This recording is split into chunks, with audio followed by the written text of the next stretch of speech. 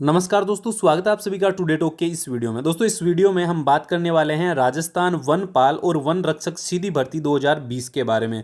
दोस्तों, राजस्थान कर्मचारी चयन बोर्ड द्वारा विज्ञप्ति जारी कर दी गई है इस वैकेंसी की, और यहाँ पर आप देख सकते हैं 11/11/2020 यानी कि आज की ही ये विज्ञप्ति है जो राजस्थान कर्मचारी चयन बोर्ड ने जारी की है। तो ये आपके लिए बिल्कुल लेटेस्ट अपडेट है और बहुत ही अच्छी खबर है। राजस्थान पुलिस का हाल ही में एग्जाम संपन्न हुआ है, ऐसे में जो युवा जिनके मेरिट में कम मार्क्स बन रहे हैं उनके लिए बहुत ही अच्छी खबर है। तो इस वैकेंसी के बारे में आपको कंप्लीट डिटेल में आपको इस वीडियो में बताने वाला हूं, तो दोस्तों बने रहिए मेरे साथ में इस वीडियो के एंड तक।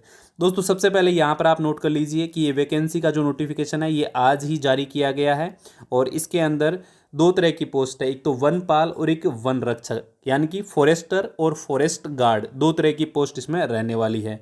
दोस्तों, यहाँ पर आप देख सकते हैं, यहाँ पर जो वनपाल की पोस्ट है ये टोटल 87 है, और वन रक्षक की टोटल 1048 मतलब 1041 पोस्ट है। बात करें तो ऑनलाइन आवेदन आप कैसे कर सकते हैं, तो जिस तरह से आपने राजस्थान पुलिस के लिए अप्लाई किया था एसएसओ आईडी के माध्यम से, उसी तरह एसएसओ आईडी से आपको इनरोल करना है और अप्लाई करना है। ये आप ई मित्र के माध्यम से कर सकते हैं। इसके बाद में हम दोस्तों बात करें तो इस नोटिफिकेशन में काफ़ी कुछ इंपॉर्टेंट बातें लिखी हुई है। अगर हम बात करें इसकी एप्लीकेशन फ़ीस की, तो 450 रुपये जो जनरल कैटेगरी और जो अन्य पिछड़ा वर्ग और अति पिछड़ा वर्ग है उनके लिए रखी गई है, और जो नॉन क्रीमिलियर श्रेणी के पिछड़ा वर्ग और अति पिछड़ा वर्ग के कैंडिडेट है उनके लिए 350 रुपये यानी कि 350, और जो अनुसूचित जाति अनुसूचित जनजाति के स्टूडेंट्स या कैंडिडेट हैं उनके लिए 250, और बाकी जो कार्मिक वगैरह है इनके लिए 250 चार्ज इसका रखा गया है एप्लीकेशन फ़ीस का। इसके बाद में हम दोस्तों बात करें तो यहाँ पर आप ई मित्र के माध्यम से ये जो फीस है इसका चालान है कटवा सकते हैं, ऑनलाइन डिपॉजिट करवा सकते हैं। दोस्तों, हम बात करें यहाँ पर जो श्रेणीवार जो पद है उनकी, तो यहाँ पर आप देख सकते हैं वनपाल और वन रक्षक के लिए जो सामान्य वर्ग है, अनुसूचित जाति है, अनुसूचित जनजाति है, अन्य पिछड़ा वर्ग है, अति पिछड़ा वर्ग है, उन सब के लिए यहाँ श्रेणीवार जो पोस्ट है वो दे रखी है। इसके बाद में हम दोस्तों बात करें तो यहाँ पर कुछ अलग है इस वैकेंसी के अंदर, वो मैं आपको बताने वाला हूँ। यहाँ पर एक तो ये देख सकते हैं आप 12 जिले का जो शहरी या आदिम जाति के जो कैंडिडेट है उनके लिए वनपाल की 2 पोस्ट यहाँ पर रिजर्व रखी गई है। इसके बाद में क्षितिज आरक्षण है वो रखा गया है, जो एसिड अटैक विक्टिम है उनके लिए भी, भूतपूर्व सैनिकों के लिए और उत्कृष्ट खिलाड़ियों के लिए। ये बहुत ही अच्छी बात है दोस्तों, यहाँ पर जो उत्कृष्ट खिलाड़ी है उनके लिए यहाँ 20 पोस्ट है ये रिजर्व की गई है, और वनपाल की इसमें 2 पोस्ट है, और वन रक्षक की यहाँ पर टोटल 18 पोस्ट है। इस वीडियो में आगे मैं आपको बताऊंगा कि जो स्पोर्ट्स पर्सन है उनके लिए क्या एलिजिबिलिटी का क्राइटेरिया रखा गया है, ये भी मैं आपको आगे बताने वाला हूँ। इसके बाद में दोस्तों यहाँ पर आप अनुसूचित क्षेत्र की बात करें तो यहाँ पर जो वैकेंसी है आप देख सकते हैं श्रेणीवार या फिर अपनी कैटेगरी वाइज वैकेंसी चेक कर सकते हैं। दोस्तों, इस जो वैकेंसी का ये जो विज्ञप्ति है और ये जो नोटिफिकेशन है ये थोड़ा सा लाइट है, डार्क नहीं है, इसलिए आपको वीडियो में हो सकता है क्लियर ना दिखे, तो आप या तो वीडियो की क्वालिटी बढ़ा लीजिए या फिर मेरी बातों को आप ध्यान से समझ सकते हैं। इसके बाद में दोस्तों हम बात करें तो क्षितिज आरक्षण के अंदर यहाँ पर पोस्ट दे रखी है, अनुसूचित जाति और अनुसूचित जनजाति दोनों क्षेत्रों के लिए अलग अलग यहाँ पर रिजर्वेशन कैटेगरी की पोस्ट है रखी गई है।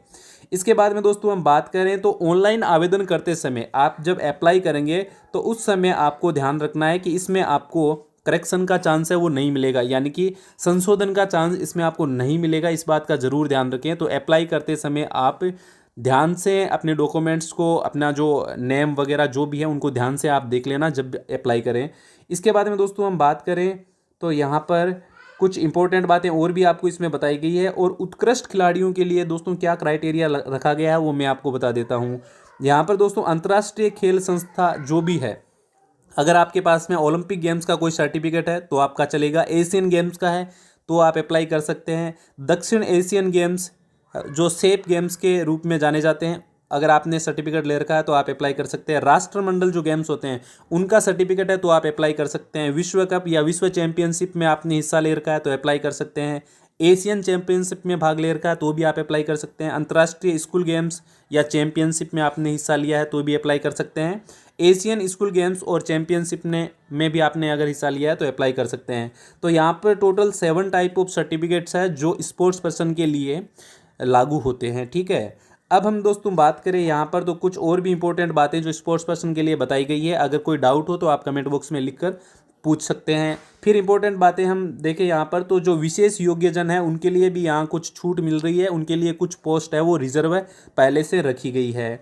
और इसके बाद अनुसूचित क्षेत्र के अभ्यर्थियों के लिए कुछ विशेष निर्देश है वो यहाँ पर दिए गए हैं, ये मैं आपको बाद में बताने वाला हूँ। इसके बाद में हम बात करें वेतनमान की तो यहाँ पे मैट्रिक्स लेवल 8 रहने वाला है आपके वनपाल के लिए, और पे मैट्रिक्स लेवल 4 रहने वाला है वन रक्षक के लिए। तो पे मैट्रिक्स भी काफ़ी अच्छा है और कुछ शर्तें आपको आगे बताई गई है। शैक्षणिक योग्यता की हम बात करें दोस्तों तो यहाँ पर वनपाल के लिए 12th 10+2 कंपलसरी रखा गया है, और वन रक्षक के लिए भी बोर्ड से माध्यमिक या फिर उसके समकक्ष परीक्षा उत्तीर्ण होना जरूरी है। किसी भी मान्यता प्राप्त बोर्ड से अगर आपने माध्यमिक कर रखा है और आपको देवनागरी लिपि यानी हिंदी लिपि का ज्ञान है, संस्कृत का ज्ञान है और राजस्थान के कल्चर का ज्ञान है तो आप अप्लाई कर सकते हैं। कुल मिलाकर अगर बात करें तो वन रक्षक के लिए 10th पास और वनपाल के लिए 12th पास होना कंपलसरी रखा गया है। इसके बाद में हम दोस्तों बात करें कि यहाँ पर सिलेक्शन प्रोसेस क्या रहने वाला है तो पहले आपका रिटन एग्जाम होगा, उसका सिलेबस और उसके सिलेबस की जो भी स्ट्रेटजी होगी एग्जाम की वो मैं आपको आगे नए वीडियो में बताऊंगा। तो अभी तक आपने चैनल सब्सक्राइब नहीं किया है तो ज़रूर सब्सक्राइब कर ले, साथ ही बेल आइकन को प्रेस कर दे ताकि जब भी मैं वीडियो लेकर आऊँ तो आपके पास में नोटिफिकेशन आ जाए। अब हम बात करें दोस्तों इसका जो सेकंड स्टेज होता है, मतलब फर्स्ट स्टेज में आपका रिटन एग्जाम होगा, सेकंड स्टेज में आपका फिजिकल होगा। तो फिजिकल में क्या क्या करवाया जाएगा ये आपको मैं बता देता हूँ। दोस्तों शारीरिक मापदंड की हम बात करें तो जो पुरुष अभ्यर्थी है उनकी ऊंचाई 163 यानी 163 सेंटीमीटर होना जरूरी है और महिलाओं की 150 सेंटीमीटर होना जरूरी है। सीने की बात करें तो पुरुषों के लिए 84+5 सेंटीमीटर फुल आउट के साथ में और महिलाओं का 79+5 सेंटीमीटर फुल आउट के साथ में सीना होना जरूरी है। इसके बाद में दोस्तों यहाँ पर जो रिजर्व कैटेगरी से बिलोंग करते हैं जैसे भूटानी, गढ़वाली, गोरखा, कुमाऊं, लद्दाखी के जो कैंडिडेट्स हैं उनको यहाँ पर हाइट में छूट मिल जाती है।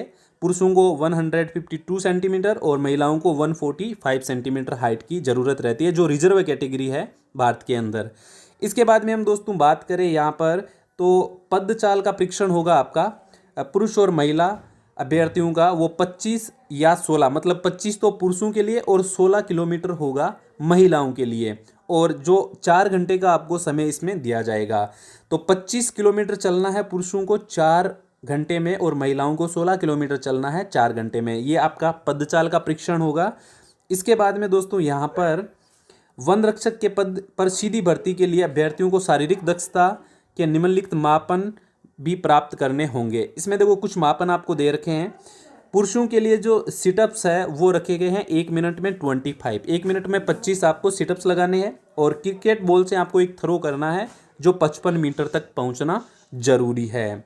इसके बाद में दोस्तों महिलाओं की बात करें तो महिलाओं के लिए यहाँ पर खड़ी लंबी कूद है वो रखी गई है 1.35 मीटर, यानी कि 1.35 मीटर की आपको खड़ी लंबी कूद रखी गई है। स्टैंडिंग ब्रॉड जंप्स है उसको बोलते हैं। और उसके बाद में हम गोला फेंक की बात करें तो 4 किलो का गोला फेंकना है और 4.5 मीटर तक आपको ये गोला फेंकना है। तो ये हो गया इसका फिजिकल का जो स्टैंडर्ड है, टेस्ट है, उसके बारे में आपको डिटेल से इन्फॉर्मेशन। इसके बाद में हम दोस्तों बात करें कुछ अन्य योग्यताएं तो आपका स्वास्थ्य अच्छा होना चाहिए और आपके चरित्र पर किसी तरह का दाग नहीं होना चाहिए। राष्ट्रीयता की बात करें तो कोई भी कैंडिडेट इंडिया का इसके लिए अप्लाई कर सकता है। आयु सीमा की अगर हम बात करें तो वनपाल के लिए 1 जनवरी 2021 तक 18 वर्ष पूर्ण होना जरूरी है और अधिकतम 40 वर्ष तक के कैंडिडेट्स अप्लाई कर सकते हैं।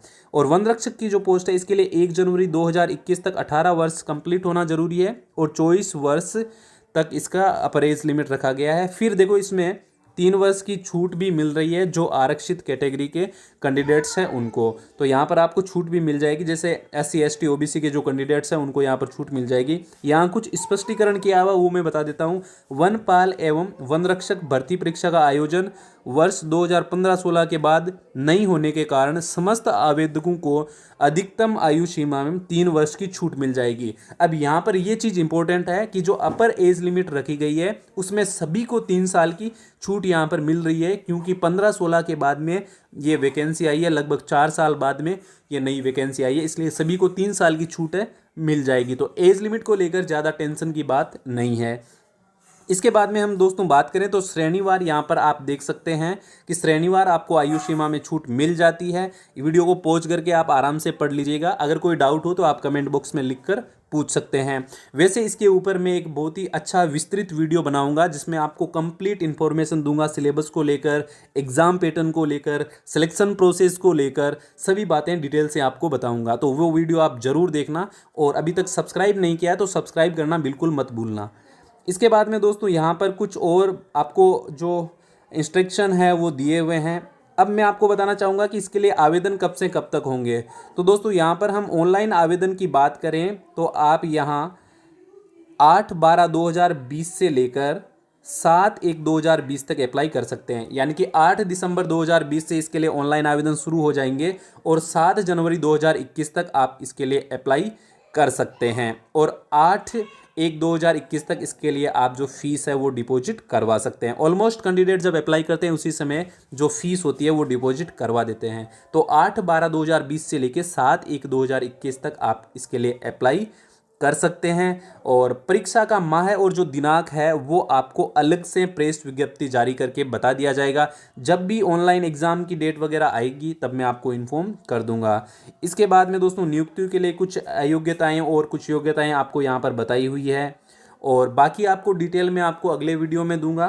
तो अगले वीडियो का आप थोड़ा सा वेट जरूर कीजिएगा। Thanks for watching. मिलेंगे नेक्स्ट वीडियो में, तब तक के लिए जय हिंद।